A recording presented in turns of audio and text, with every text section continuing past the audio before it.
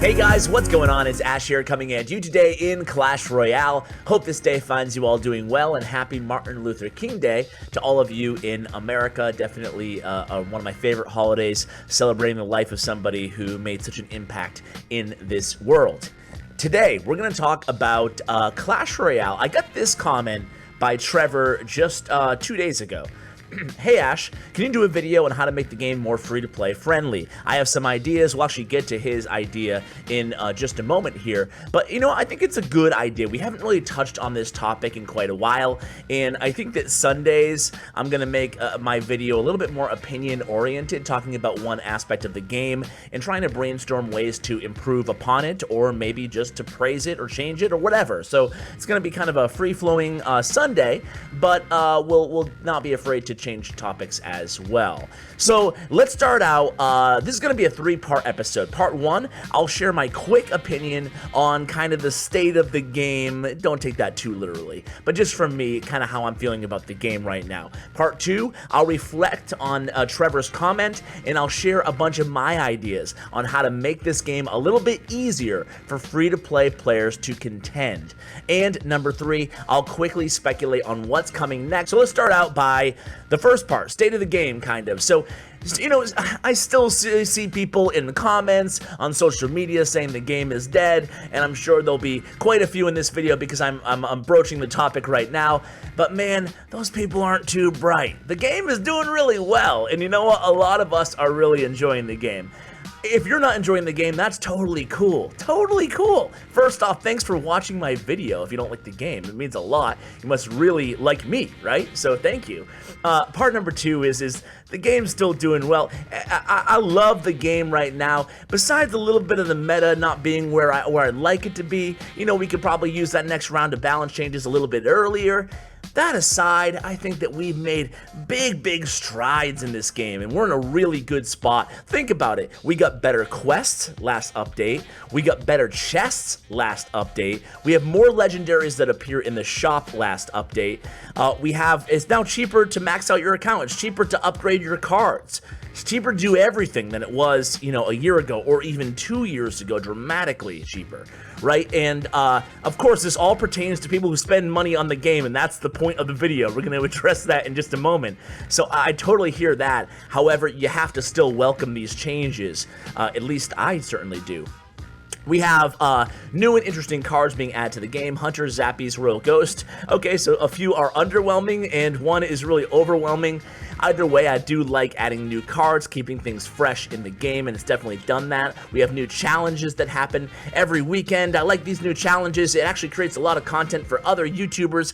We also have like a thriving international community, whether it be content creators or players. It just, you know, it continues to astound me every day. The different demos that I'm getting on this channel, in my views, are way up, and I think it's because of this optimism that we all have here on CWA for the game.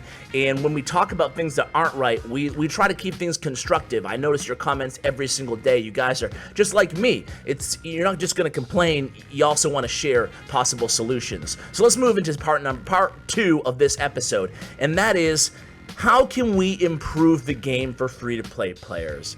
Because let's be honest, we've come a long way here, but there's still a lot of fundamental issues right now in Clash Royale that still need to be addressed, I feel.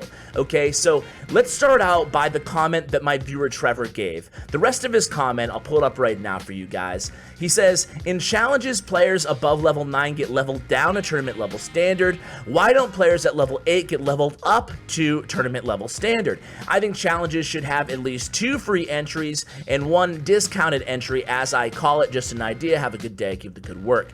I think those are 2 fine ideas, especially the leveled up part, right? I mean, this doesn't probably apply to most of you listening or watching right now, but think about it. I think they ought to lower the bar to level 7 and level 8s who can also play in grand challenges and classic challenges at tournament level standard, and their cards should be raised to tournament level standard, just as the higher level people's cards are downgraded. That will give them an opportunity, whether it be in free tournaments or just classic challenges, to play with the big boys a little bit and to get some decent rewards, and that will help out the progress earlier on in the game. Now, that's not going to solve nearly anything right now, but it's a good step in the right direction, especially to make newcomers to the game a little bit easier to catch up to the rest of us who have been playing for 2+ years if you include beta. Okay, so the other idea he has is great. I think challenges should have at least 2 free entries and 1 discounted entry. Okay, so the way I'm going to look at it here is I think that challenges should have a free entry as a play-in challenge. That's really cool, right? And then maybe you get a discounted rate for the grand challenge or the classic challenge, like 50% off. Now, you can't give it all for free, right? Because then it changes the complexity of the monetization, and it devalues the monetization that's already transpired in the last 2 years, okay? Now, what else? What else can we do? So I said this a while ago, and the more I thought about it, the more I actually still stand by my idea. I don't have a lot of great ideas. I don't even have a lot of good ideas, but this one I actually like. So it's card exchanges for gold or selling back cards. Now, the whole crux of my argument on how to make the game better for free-to-play players, how to fix ladder in a lot of ways, is to give players the opportunity for more autonomy in how they upgrade their cards. What does that mean? It means that you ought to be able to decide when you want to upgrade a card and which card you want to upgrade. Now, that sounds really simple, right? It sounds simple. You ought to be able to decide when you want to upgrade a card and what cards you want to upgrade. However, the game right now, the way it is, the mechanics of the game, it doesn't allow you to do that, okay? So we're gonna do a few fixes to make it, to hopefully still keep the income relatively the same for Supercell, but also to kind of overcome this hurdle for not just free-to-play players, but people who just don't spend thousands and thousands and thousands of dollars or euro or wherever you are on the game, okay?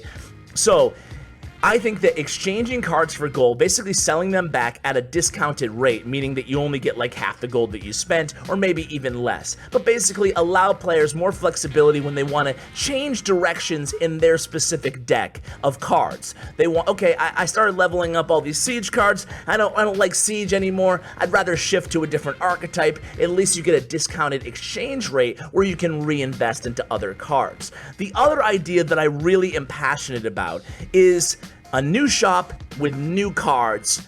Let me explain this. Again, this is an idea that I had a while ago. The more I think about it, the more I think it's a really solid idea.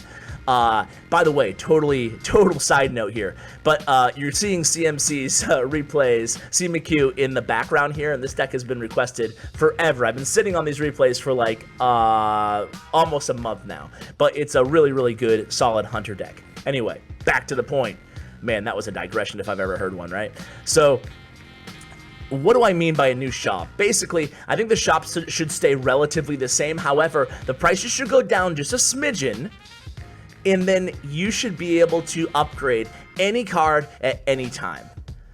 Wow. Game breaking, right? And of course, when I say that, you're like, wait, that doesn't make sense. It doesn't sit right with people. But when you think about it, it doesn't change anything. If anything, it might make Supercell more money, right? Because what I'm asking for is, I save up 40,000 gold, and I want to unlock Royal Ghost. I have to wait 2 months for him to appear in shop. I save up, I save up gold because I want to max out the hog next time he comes in shop, or I want to get him to the next level, whatever, right? There ought to be a way where I can just go ahead and pay more than I would in shop, right? So shop still has its purpose in the game because they're discounted deals. They're like bargains. It's a bargain shop, right? In a normal shop, everything still costs quite a bit of gold, right?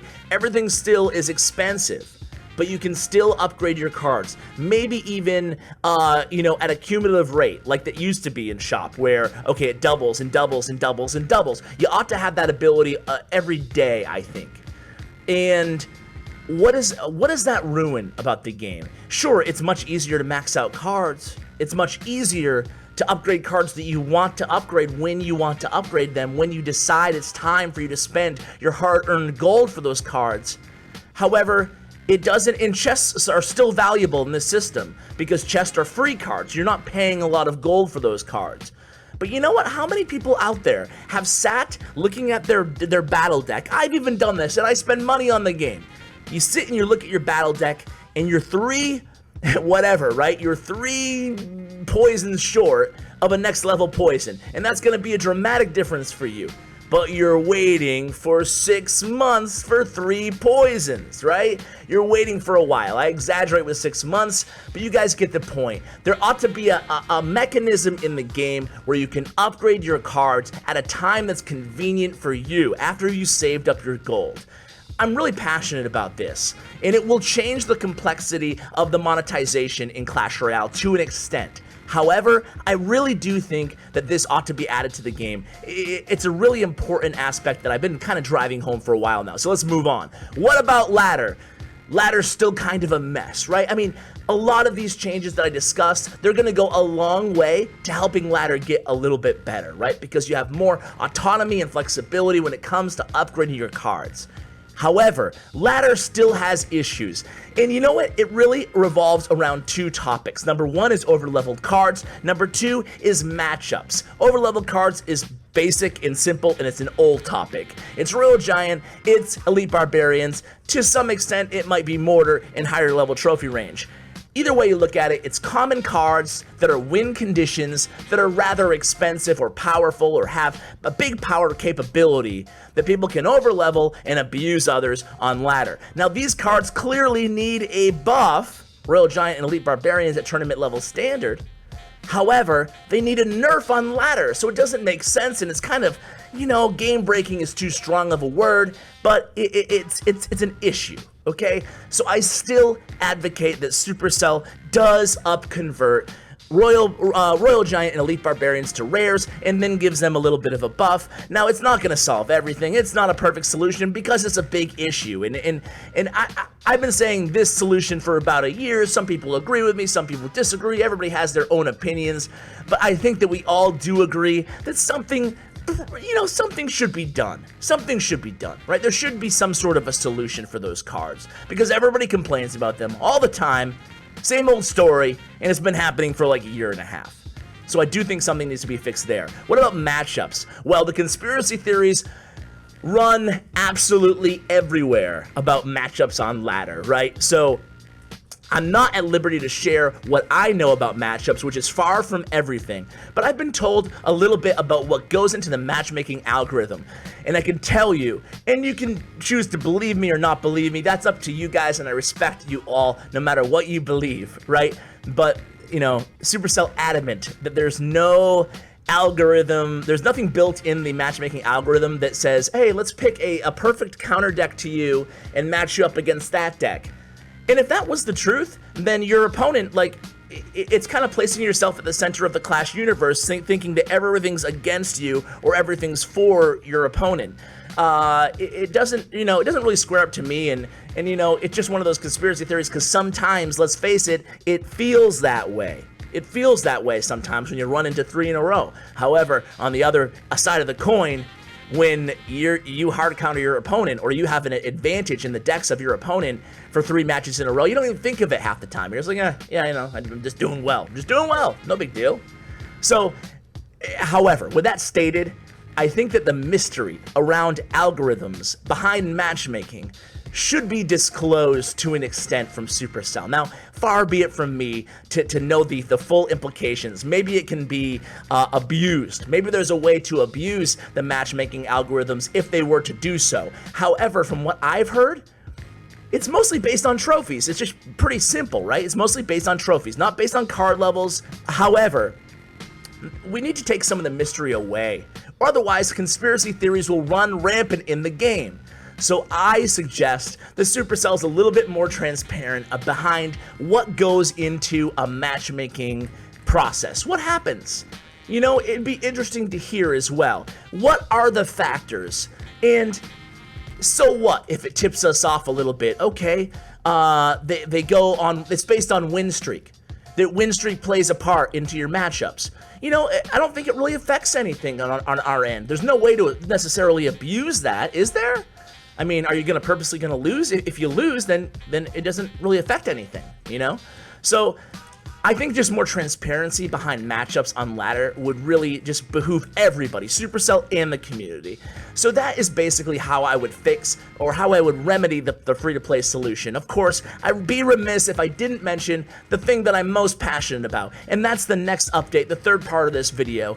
I think it's definitely 100 or 99.9%, I could be wrong. See, like a 99.9% from Ash is like a 75% of most people.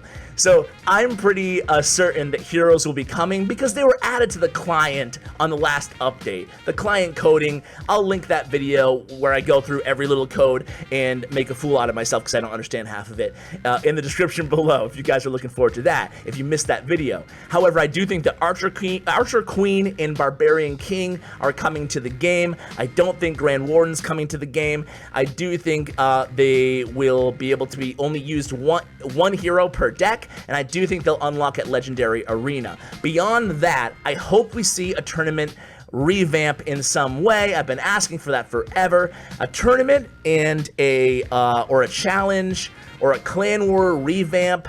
I think that would go a long way. If done right, that would go a long way also into helping free-to-play players. So guys, I want to give a huge shout out to my YouTube sponsor of the day. It's ASD Willis. ASD looking cool in those shades, man. Thank you for sponsoring the channel. Really appreciate it. A huge shout out to my YouTube partner, Bren Chong. Bren, thanks for everything, man. You can check out his information in the description below. Guys, thanks so much for watching. Can't wait to read your comments on this one. As always, take care, guys.